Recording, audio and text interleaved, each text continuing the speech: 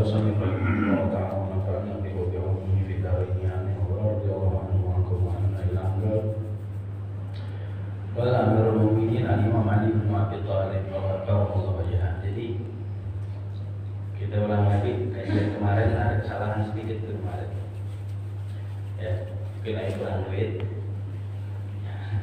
Jadi agak kurang khusyuk nih. Apa karena melihat tamsar mungkin?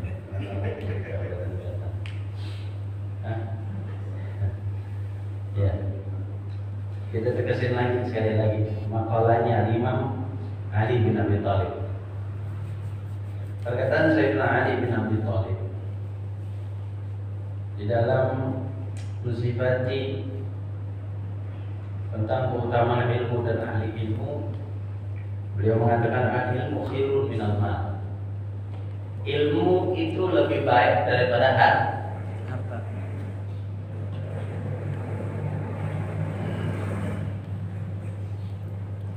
Ilmu lebih baik daripada harta. Kenapa demikian? Al-ilmu yahrusuka, ilmu itu yang menjaga kamu. Ilmu itu dapat menjaga kamu. Menjaganya hebat. Ilmu bisa jaga kita dari apa? Dari ghadabur Rahman, dari murkanya Allah Ta'ala yang Maha Rahman. Ilmu bisa menjaga kita dari tercegahnya kita dari mendapatkan rahmat dari Allah Ta'ala. Ilmu dapat menuntun kita ke dalam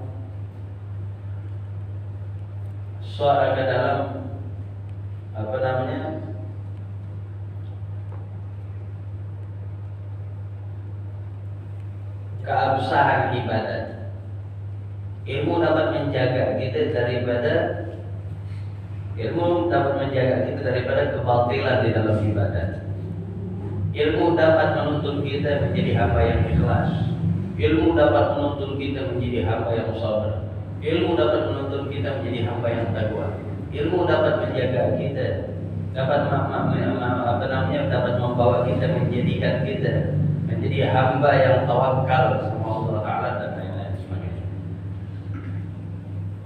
Jadi masih banyak lagi. Makanya dikatakan ilmu itu lebih baik daripada amal. Karena ilmu itu dapat menjaga kita. Wa anta tahrusul mal. Kalau harta lain, kamu yang jaga. Banyak harta bikin repot hidup. Takut susah, takut miskin. Khawatir kurang kalau disedekahin hartanya. Harta bisa bikin kita jadi orang yang bakhil, yang pelit. Ingat yang semalam ngaji di Kelapa Dua. Allah udah siapin tempat di neraka buat orang-orang yang bakhil. Buat orang-orang pelit, Allah siapin neraka khusus spesial. Ini kata Rasulullah SAW. Harta bisa bikin kita nggak kenal lagi saudara, nggak kenal lagi sahabat. Harta bisa mencabut nurani kita dari dalam sanubari kita, sehingga kita ini bisa menjadi orang yang tidak memiliki nurani atau tidak memiliki hati. Ini harta. Kebalikannya ilmu nafak, ilmu tempatnya manfaat, lembahnya manfaat, sumbernya manfaat. Harta sumbernya keburukan kalau kita nggak punya ilmu. Dengan ilmu kita pandai menyikapi harta yang Allah titipin sama kita. Tapi orang berharta tanpa ilmu nggak ngerti harus bagaimana menyikapi harta.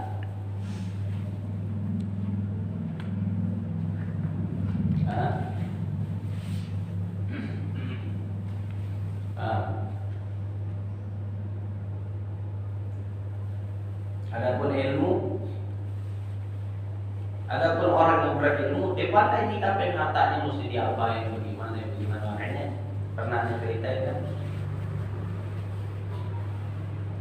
Orang berilmu kaya wajib.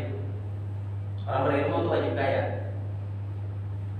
Karena kalau orang berilmu kaya, Dia ngerti harus nyikapin seperti apa hartanya. Lain sama orang nggak berilmu. Orang fasik kaya, bahaya. Orang fasik fajir, orang fasik fajir kaya, bahaya.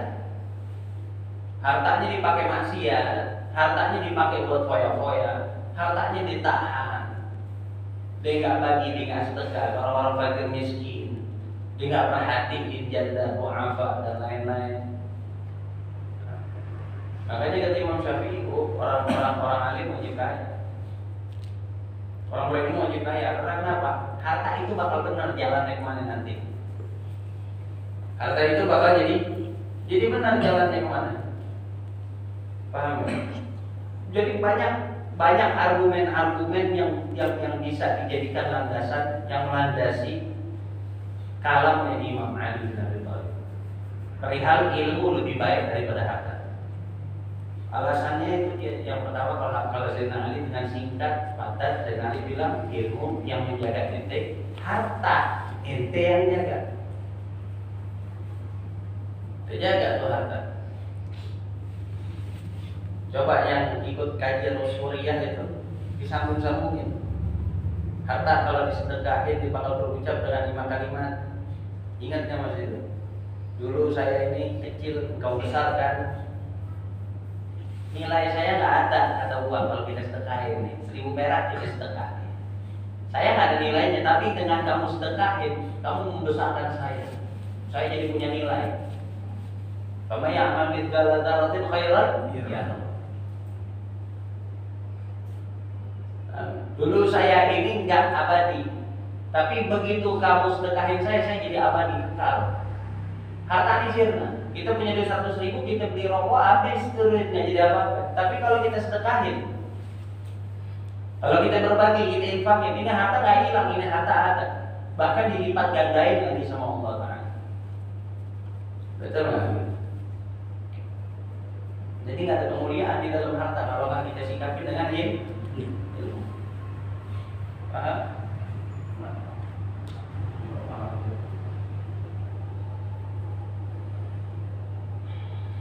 Al-ilmu yazbu 'ala al-infaq wal malu tunqisuhu an-nafaqah.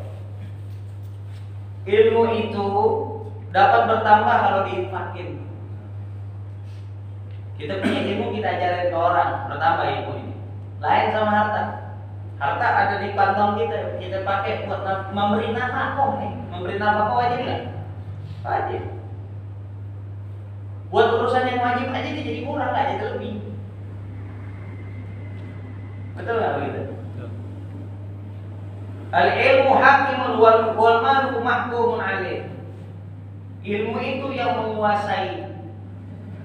Ilmu yang menguasai, adapun harta yang dikuasai.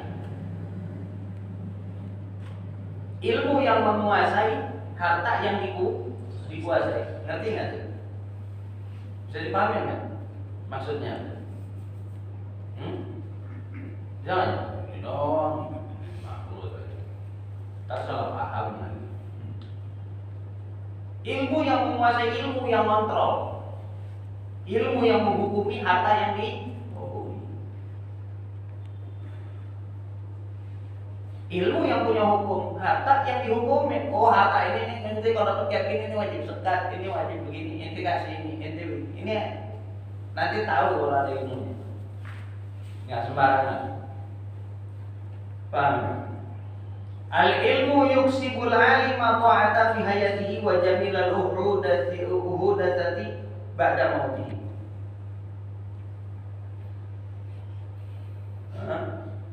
Ilmu, adapun ilmu itu dapat menggiring seseorang yang berilmu ke jalan taat, ke dalam ketaatan kepada Allah Ta'ala di dalam hidupnya. Sehingga manakala orang berilmu ini meninggal dunia, akan meninggalkan apa? Rangai yang baik, kesan yang baik, kesan yang indah bagi orang di sekitarnya yang masih hidup. Kenapa kita ziarah ke luar Batam? Kenapa kita ziarah ke Cikini? Kenapa kita ziarah ke Bintang? Cuma makomnya siapa? Makomnya Bali. Kenapa kita ziarah ke Bali? Bintang dulu, ini. Betul nggak? Kita tenang itu. Senantiasa kebaikan-kebaikan, keindahan-keindahan akhlaknya beliau tetap tenang sama kita. Wasilah siapa? Wasilah ilmu.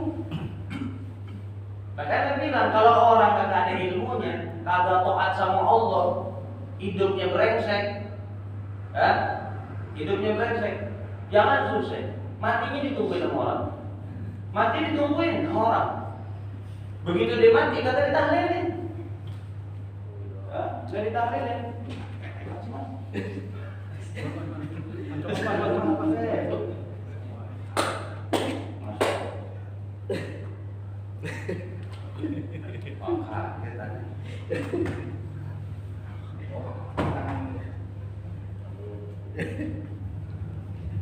Timbang coba aja.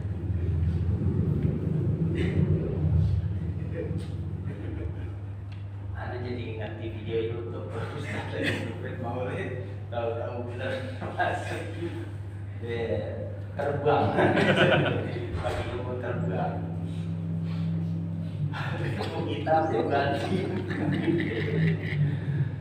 kitab dibanting ya Allah kalah ilmu kecelakaan bagus ada diterapkan gitu.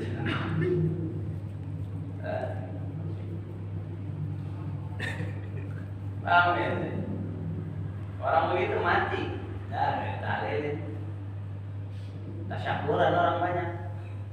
Itu brengsek, itu tukang malakin orang.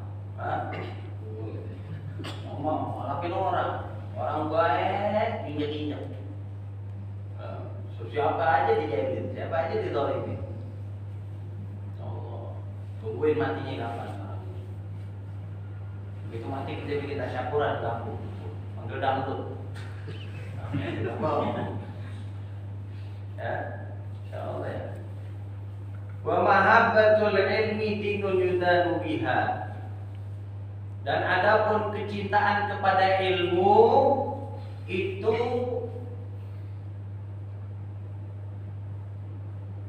apa namanya? Itu adalah bagian dalam agama.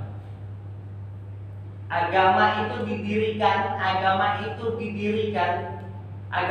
dianut, ya. Yudanu biha, agama itu dianut dengan kecintaan kepada ilmu. Kalau orang nggak punya cinta sama ilmu, bagaimana dia anut agama itu? Coba Anda tuh pengen tahu. Maka dikatakan kecintaan kepada ilmu itu bagian dari agama. Karena apa? Karena alasannya agama itu dianut karena dasar dicinta sama ilmu. Kalau dia cinta sama ilmu, ini menunjukkan ini adalah orang yang beragama. Orang ini pasti pikirin bagaimana caranya menspesialkan agama yang sedang dianut ini, yang sedang dijalani. Dia nggak bakal pernah puas cuman sekedar jalanin sholat toh. Sholat penting, sholat 5 waktu. Begitu ketimpaan tai burung, diberatin burung dari atas, dibingung gitu. Sholat gue sah apa kagak ya?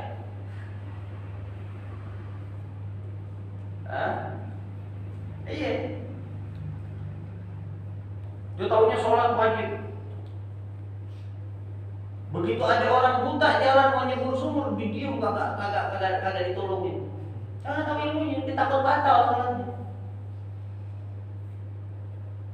Padahal di dalam sholat kadang-kadang ngeluarin kalimat-kalimat yang seharusnya dibaca dalam sholatnya, mengeluarkan kalimat-kalimat di luar yang seharusnya didatangkan di dalam sholat, ini nggak batalin sholat. Tapi orang banyak apa? Dia taunya sholat kayak sholat. Gimana sholat yang benar? Ente tahu nggak itu? Runutnya kayak gimana itu? Nanti kalau ada masalah problem dalam sholat kayak begini itu gimana ya?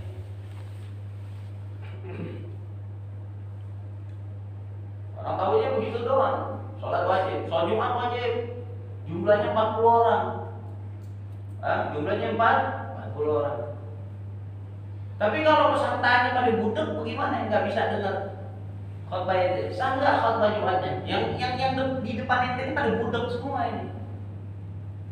Atau enggak 2 orang, 3 orang budek. Akhirnya nggak sempurna 40 orang itu. yang nyimak itu khutbah. Bagaimana ceritanya? Sah nggak Jumatnya? Wallahu a'lam. Wallahu a'lam. Makanya agama itu nggak bisa cuma manggut. Allah nggak ngajarin kayak gitu. Allah suruh kita ini tunduk dengan agamanya Allah, dengan ajarannya Allah.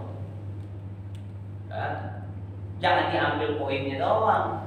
Kita disuruh sholat, kita disuruh zakat, disuruh puasa. Bukan itu ajaran. Namanya ajaran butuh pembelajaran buat memahaminya. Bukan poinnya aja diambil simpel-simpel aja kayak gitu. Mesti ngaji. Biar paham, biar tahu. Kan selama ini saudara-saudara kita yang Islam itu banyak cuma ngambil poinnya doang. Rukun Islam ada 5, rukun iman ada 6. Doa yang penting iman, percaya, yakin Allah Tuhan kita. Jalanin sholat dah sebisa-bisanya seperti biasa kita melaksanakan. Puasa seperti biasa kita lakuin juga. Dia kagak tahu tuh dalamannya kayak apa. Dia kagak mengerti. Dia kagak mengerti bagaimana caranya menjalankan sholat biar sesuai dengan dengan tuntutan yang absah gitu. Gimana cara jalanin sholat biar absah?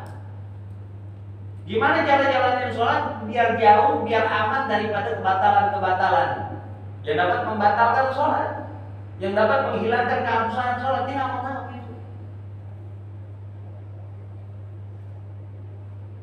Makanya untuk ilmu itu hukumnya fardu ain. Kalau andaikan cukup dengan cara kayak begitu, maka menuntut ilmu, belajar itu, ngaji itu enggak difardu ainkan sama syariat. Gak bakal pernah terjadi hukum fardu ain. Fardu ain sama, kapasitas makomnya itu kayak sholat sama menuntut ilmu.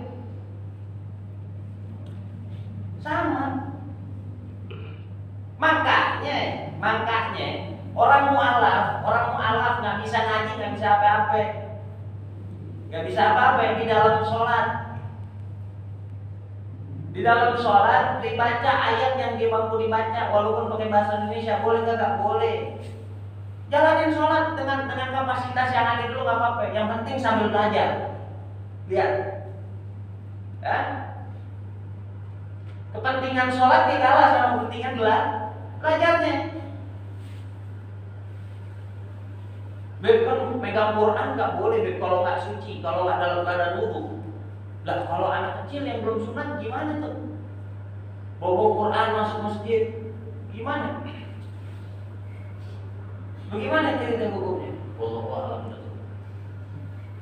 Makanya belajar.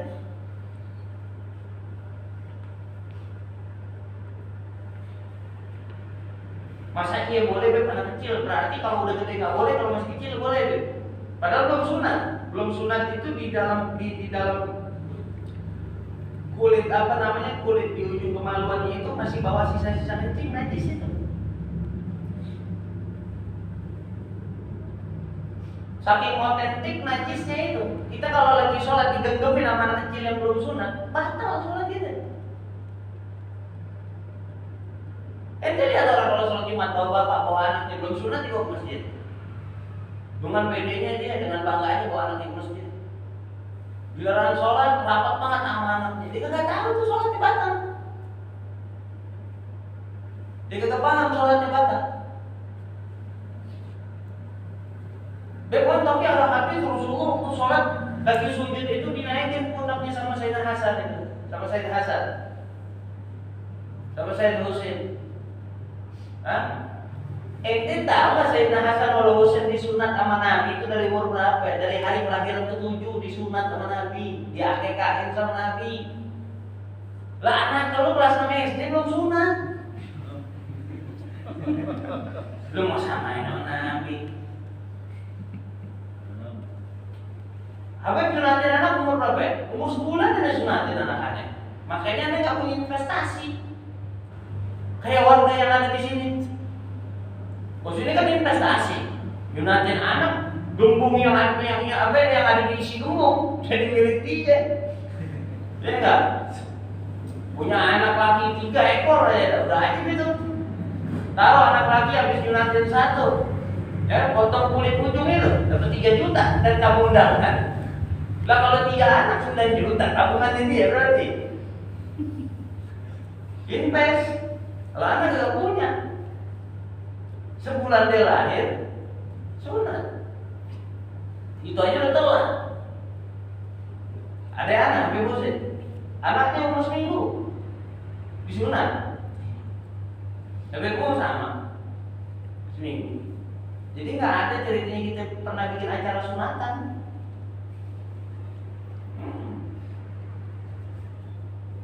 Ya, nah itu kayak Tamsal Koslet itu.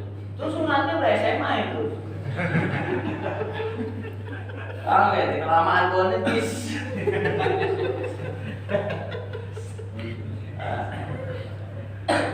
Yang nyunatin geli.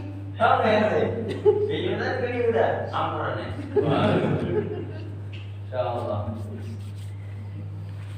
Udah itu udah kayak bandal motor.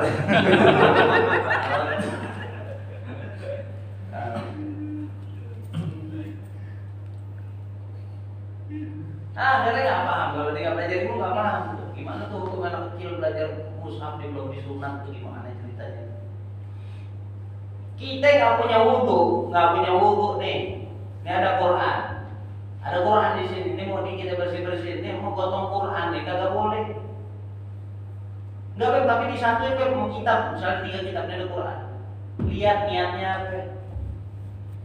Kalau niat ini dari Quran masih kagak boleh. Nah, itu anak kecil gimana itu? Apa?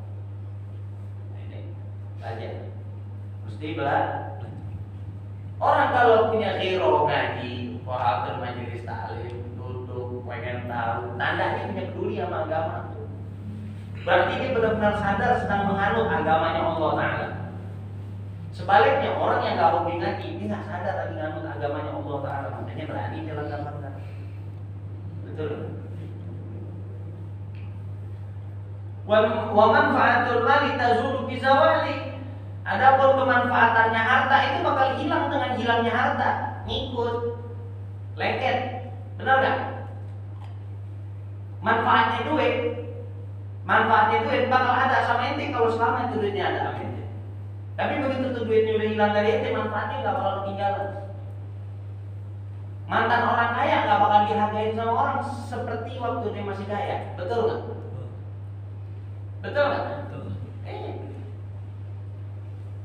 Waktu kaya banyak orang deketin dia kan. Masya Allah, lampu bulat dikata lonjong, semua orang makmur. Iya benar lonjong nih, kenapa? Orang kaya yang ngomong sultan, gak ada yang berani bantah. Begitu dia jatuh miskin, ini bulan sama matahari itu opak, bego.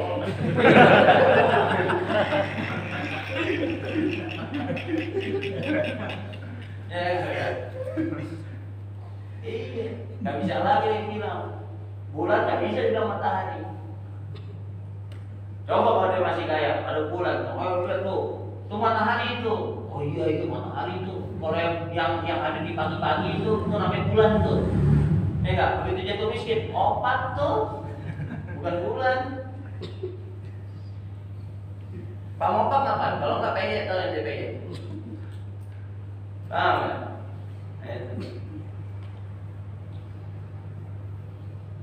Mata khuzanul amwali wa hum ahya. Orang yang nggak punya ilmu, yang cuma punya harta, hakikatnya udah jadi mayit walaupun secara surah, walaupun secara bentuk masih hidup, secara wujud masih hidup, tapi udah dianggap mati. Orang yang tidak berilmu, penjaga harta dianggap mati, walaupun di depan mata kita masih hidup. Wal ulama ubaquna ma baqiyatah. Adapun orang yang berilmu ini selama-lamanya, seabadi-abadinya dianggap hidup kekal. Dianggap hidup kekal.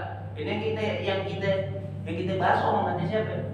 Sayyidina Ali belum ada dari zaman kapan tahu belum ada. Tapi hakikatnya beliau masih ada, masih sampai omongan di telinga kita, betul kan? Wa a'yunuhum mafqudatun wa amsaluhum fil qulubi mawjudatun. Walaupun jasmaninya mereka telah disemayamkan di tanah, di dalam tanah, akan tetapi hakikat wujudnya mereka tetap hidup di dalam hati setiap orang-orang yang mengetahuinya. Makanya dikatakan sama Sayyidina Ali bin Abi Thalib dalam syair, "An-nasu min jihati tamthili akfa'u abuhum wa adamun wal ummu hawa." Manusia itu dari segi bentuk, dari segi perumpamaan cukup. Bapaknya mereka Adam, ibunya mereka Hawa. Betul.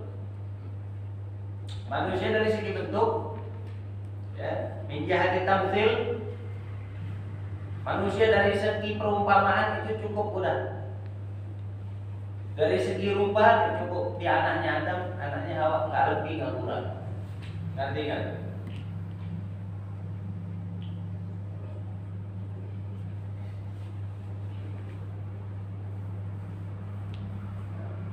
Jadi gambarannya manusia itu semua sama. Bapaknya Adam, ibunya Hawa. Fa in yakul lahum fi aslihim syarafun yufakhiruna bihi fattinu wal ma. Maka jika ada bagi mereka itu di dalam asalnya kebanggaan, kemuliaan, kalau memang ada nih di dalam diri manusia itu kemuliaan yang bisa dibangga-banggain dengan kemuliaan tersebut, maka nggak bakal lebih, nggak bakal kurang kecuali sesuatu itu adalah tanah sama air. Apa?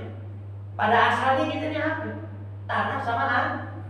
Dibuat dari itu sama Allah Ta'ala. Dia mau bangga-banggain apa? Manusia nih, maksudnya saya nanti kita berpikir nih ya. Manusia itu nggak ada yang bisa dibangga-banggain. Apa ya? Dari segi rupa, dari segi gambaran cukup buat menjawabnya. Bapak sama maknya itu Adam sama Hawa. Gak bakal lebih hebat dari itu. Gak bakal lebih indah daripada bentuknya Adam sama Hawa. Dan andaikan mau dipaksa-paksain juga, ya mau dipaksain dalam apa? Mau dipaksain yang manusia di dalam asalnya punya sesuatu hal yang bisa dibangga-banggain, suatu kemuliaan yang bisa dibangga-banggain. Nggak lebih, nggak kurang. Sesuatu tersebut bentuknya tanah sama air. Ente nggak pernah, manusia nggak ada yang menciptain dari berlian, dari emas, nggak ada. Dari tanah sama air. Air maksudnya apa? Sperma. Dari sperma. Makanya dikatakan sama Imam Ali, "Al fakhru illa li ahli ilmi, innahu 'alal huda liman istahda'a adillah." Maka ingat deh kata Sayyidina Ali, nggak ada kemuliaan kecuali hanya untuk orang yang berilmu. Manusia itu sosoknya jadi mulia, nggak ada lain, nggak ada bukan, wasilahnya itu ilmu kata Sayyidina Ali. Kenapa? Karena sesungguhnya mereka itu senantiasa berada di dalam petunjuk, di dalam hidayah, di dalam petunjuknya Allah Ta'ala. Beda dong kapasitasnya akhirnya manusia. Ente ada apa bedanya? Sama. Bapak ibu kita ada.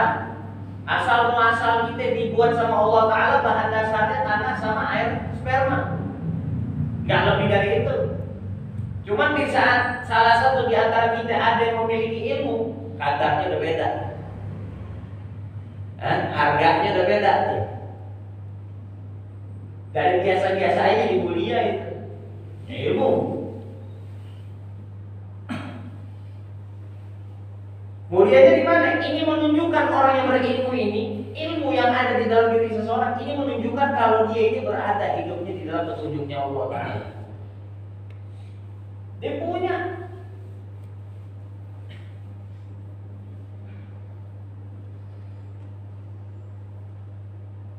Dia punya kemuliaan.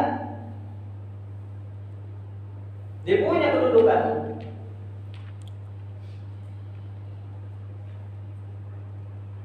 Liman istahda adillah, udah begitu bukan dirinya doang yang dalam petunjuknya Allah Ta'ala. Bagi orang-orang yang mau cari petunjuk bisa datang ke dia bisa tunjukin itu.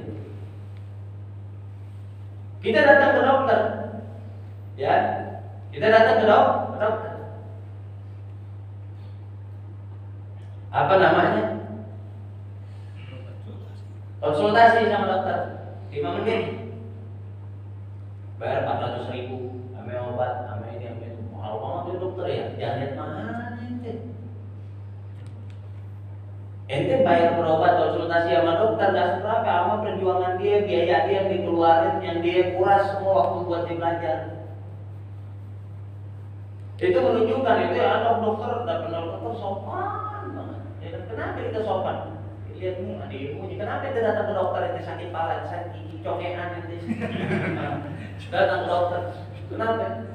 Coba. Karena kita tahu dia punya ilmu ini yang bisa menjawab ini semua, ya kan? Dokter, saya mau konsultasi, kata saya pindah pantat, kemana nih?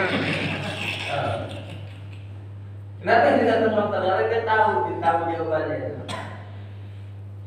Ya enggak? Kalau itu datang ke anak yang nanya kayak begitu, kan bilang azab.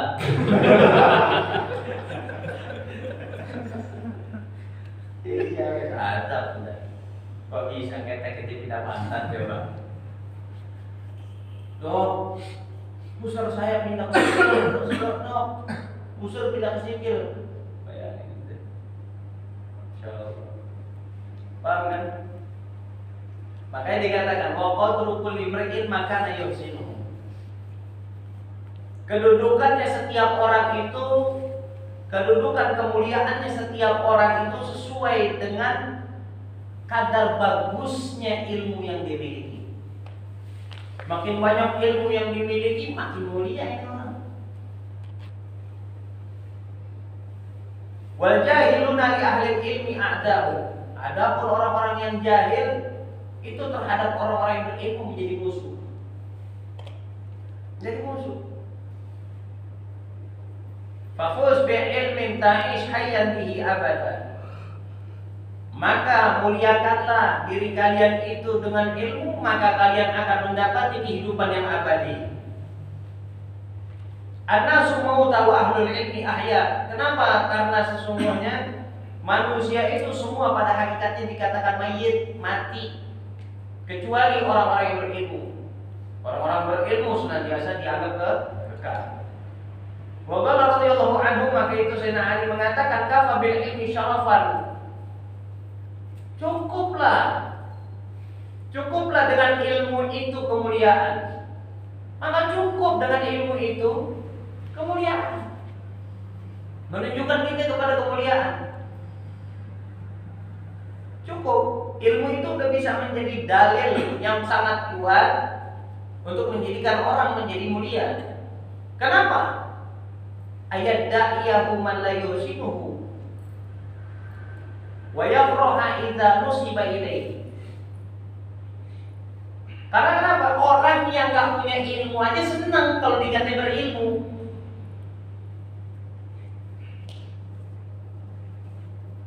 Orang gak punya ilmu senang dikata punya ilmu. Dinisbatkan kepada ilmu, senangnya minta ampun. Orang bodoh aja senang. Orang bodoh nih, orang jahil senang dikata berilmu. Insya Allah nih orang berilmu senang. Betul nggak gitu?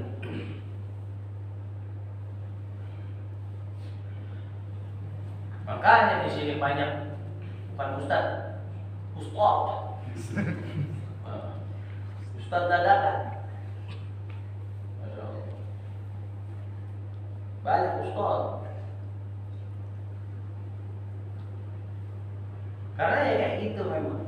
Keadaan ilmu tuh kayak gitu. Siapapun senang sebenarnya sama ilmu. Makanya dia bilang nggak bisa ditutup-tutupin kemuliaan ilmu dari benak siapapun tuh nggak bisa ditutupin. Nggak bisa dipungkirin keberadaan itu, nggak bisa dipungkirin. Istimewa memang. Saking istimewanya orang yang nggak berilmu aja senang kalau dinisbatin dengan ilmu. Wa kafa bil jahli dzamman, dan cukuplah dengan kebodohan itu sebagai celaan. Ayat tabarru'a minhu man huwa fihi. Sampai-sampai orang yang termasuk ke dalam kategori orang yang jahil aja pengen terbebas daripada kejahilan. Orang bodoh pengen terbebas dari kejahilan, sumpah jadi orang bodoh. Wa apa? Idza nusiba ilaihi, dan orang bodoh kalau dikatain bodoh enggak senang, marah. Ini tanda bukti kalau kebodohan itu, kejahilan itu sesuatu hal yang sangat tercela. Karena kenapa? Orang yang bodoh aja nggak mau dikatain bodoh. Betul lah, emang ada orang bodoh dikatain bodoh mau? Nggak ada. Ribut di pasar dikit ngatain orang bego, lo bisa berantem langsung. Emang bener bego mungkin. Nah, ini kenapa marah? Gue dikatain bego. Kalau Islam berapa? Kalau nggak salah 7. Lu bego beneran gitu. Aku gak jawab. Iya. Masya Allah. Makanya kata Imam Hasan al-Basri yang terakhir, fi qaulihi ta'ala, di saat beliau mengomentari firman-Nya Allah Ta'ala yang berbunyi Rabbana atina fid dunya hasanah wa fil akhirati hasanah wa qina adzabannar. Ya. Rabbana atina fid dunya hasanah, ya Rabb. Artinya kan begitu. Ya Rabb, berikanlah hasanat, kebaikan untuk kami di dunia, dan berikan juga di akhirat kebaikan untuk kami, Allah. Beliau mengatakan, ente tahu hasanat di dunia itu maksudnya apa?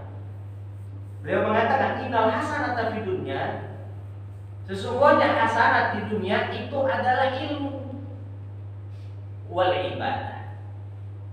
Itu adalah ilmu serta ibadah. Wa fil akhirah hiya al-jannah. Hasanat di akhirat baru surga. Itu kata Imam Hasan al-Basri. Yang minta ilmu yang banyak sama Allah Ta'ala biar selamat. Kalau mau selamat pakai ilmu hidup. Kalau nggak pakai ilmu, nggak selamat. Benar. Repot. Banyak saudara kita di tengah jalan berantem cuma gara-gara kata-kata bego orang. Ya, kalau ada kata-kata bego, berantem, pukul-pukulan. Padahal kalau ditanya, nggak tahu itu. Emang bener bahlul. Namanya bahlulan. Bahlulan jadi bal-balan. Paham? Wallahu